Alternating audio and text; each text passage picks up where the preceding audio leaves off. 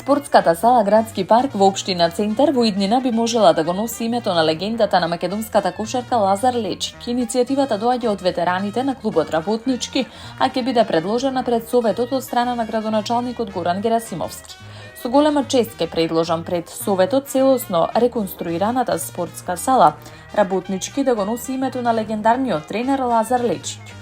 Иницијативата доаѓа од ветераните на клубот Работнички и спортската јавност, како логично продолжение на традицијата и духот на клубот, објави Герасимовски на свој Facebook профил. Нешто повеќе од една година по почетокот на градежните работи, општината официјално ја отвори целосно реконструираната сала во Градскиот парк. Според Герасимовски, објектот е обновен темелно со нов кров, современо осветлување и вентилација, модерен паркет, нови санитарии и уредени канцеларии за спортските федерации.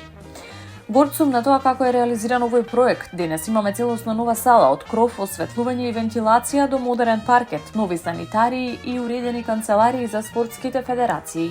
Салата е обновена од корен и подготвена за нови спортски успеси, истакна Герасимовски.